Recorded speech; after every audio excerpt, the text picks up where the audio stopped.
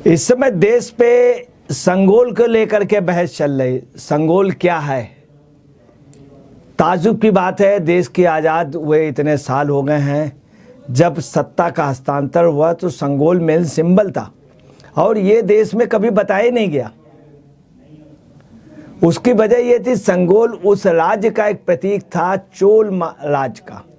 चोल राज ने कभी गुलामी नहीं सही, सबसे मजबूत और सबसे सशक्त राज्य था। उसके समय जो निर्माण हुआ है वो अपने आप में एक तारीफ़े का है। उस समय की जो न्याय व्यवस्था थी इतनी गजब की थी, पूछिए नहीं। उनकी अपनी मुद्रण प्रणाली थी चोल महाराज की। दूसरा, चोल राज की खासियत है, चोल राज की अपनी करेंसी थी। चोल राज का परिवहन बहुत अच्छा था। चोल राज में सबसे बड़ी बात थी, गांव की जो इकोनॉमी गांव से मेंटेन थी और गांव सेल्फ डिपेंड थे। ये चोल राज की खासियत थी। चोल राज में नदियां कम थी मगर उसके बावजूद भी नदियों का उपयोग था। जगह जगह तालाब, जगह जगह मंदिर, जगह जगह बाड़ियाँ बनाई गई थी और कई जगह नदियों को रोकने के लिए बैराज टाइप के बनाए गए थे, बंधे बनाए गए थे। कहीं पेड़ों से, कहीं मंदिर करके, कहीं दीवार करके, कहीं किसी तरह से बांध बनाए गए थे। तो चोल राज भारत का सबसे सशक्त राज्य था। अफसोस की बात यह है कि भारत के इतिहास में बताया ही नहीं गया। हमने हिटलर की हिस्ट्री पढ़ी, क्लाइव की हिस्ट्री पढ़ाई गई हम लोगों को और चीज़ें पढ़ाई गई, मुगल राज्य की हिस्ट्री पढ़ाई गई, मगर चोल जैसे बहादुर राज्य की हिस्ट्री नहीं पढ़ाई गई। ये दुर्भाग्य और अफसोस की बात है। दिल्ली में मुगल राज था, उसी के बगल में जाटों का राज था, ठाकुरों का राज रहा और लास्ट तक गुलाम नहीं हुआ। ये नहीं पढ़ाया गया।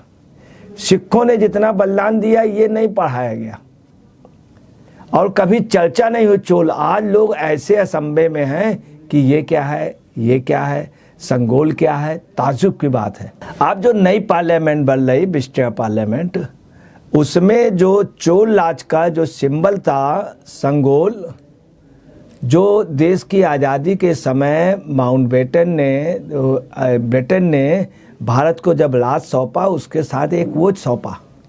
ये एक परंपरा होती है, जब भी कोई राजा आता है तो दूसरे राजा को कुछ जगह कलम किया जाता है, कुछ जगह कोई वो दिया जाता है। ऐसे एक सिंबल होता है जो दिया जाता है हर राज्य में। ये आयरलैंड में भी, आज भी आयरलैंड में चल रहा है, इंग्लैंड में भी है, फ्रांस में भी है, जितनी कंट्रियाँ सब में, मगर भारत में नहीं था। अफसोस की बात है। तो हुआ क्या कि नेहरू जी इस बात का जवाब नहीं दे पाए। उन्होंने कहा हम सत्ता तो आपको हस्तांतरण कर देना, कोई सिंबल है, कोई वो भी तो देना होगा। तब इनको समझ में आया, नेहरू जी को समझ नहीं आया। तब सी राजगोपालाचारी ने कराया।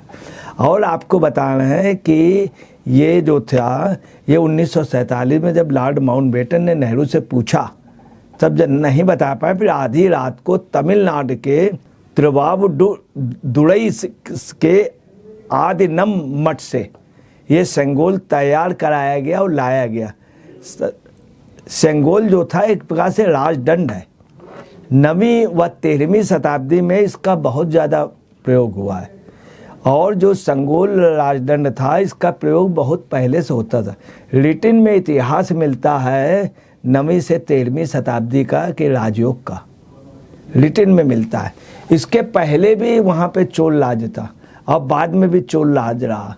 और जब देश आज़ाद हुआ, देश का सिंबल था। अफसोस के बाद इन नेताओं को कभी जरूर, क्या वजह क्या रही। चोल एक्चुअली में एक प्रकार से उस समय चूँकि हिंदू वो थे तो हिंदू राज था। वैदिक प्रणाली से वो चलता था।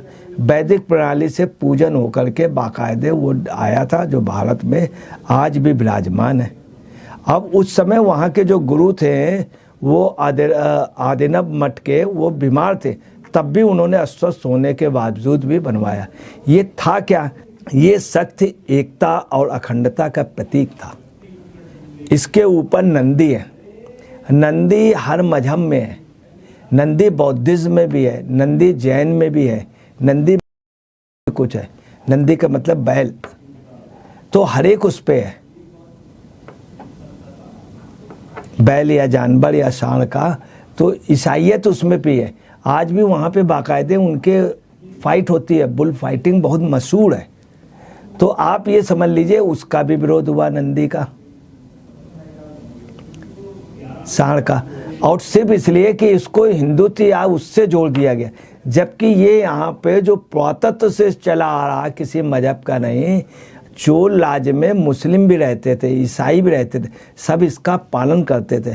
1857 के बाद की भी कई वो है कि चोल राजा का दंड जो था ये एक प्रकार से राजदंड था जो लेके चलते। आपने देखा होगा कि आज भी कई जगह जब सदन लगता है तो वो जैसे मेयर का है कानपुर में, तमाम जगह मेयर का जब होता है तो राजदंड लेकर के आगे चलते हैं। जब मेयर की शपथ होती है उसके बाद, या मेयर की जब वो होती है आगमन, तो राजदंड लेकर के, ये पहले संसद में भी परंपरा थी, मगर धीरे धीरे तोड़ दिया गया, इसको बदनाम कर दिया गया। इसका हिंदुत्व से कोई लेना नहीं, भारत के परंपरागत उससे सनातन रूप से चला आ रहा है।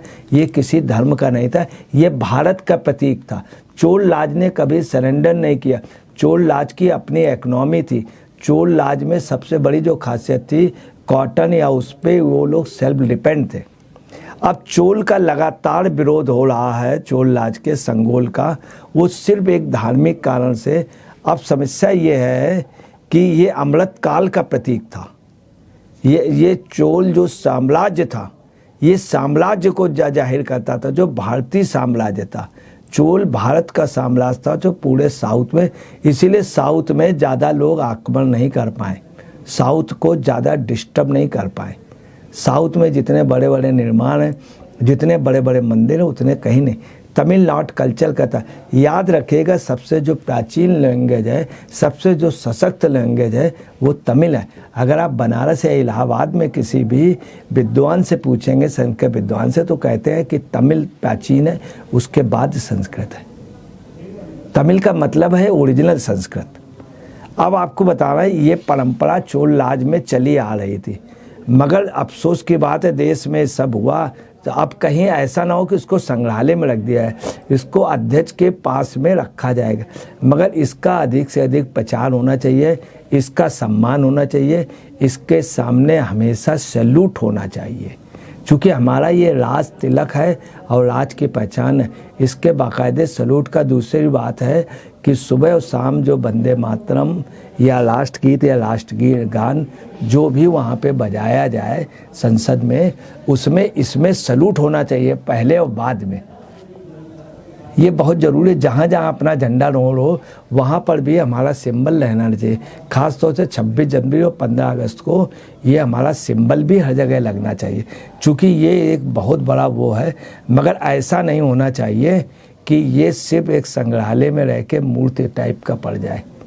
ये बहुत ज़रूरी है। और चोल साम्राज्य की हम लोगों को उनकी विशेषताएं लेनी चाहिए।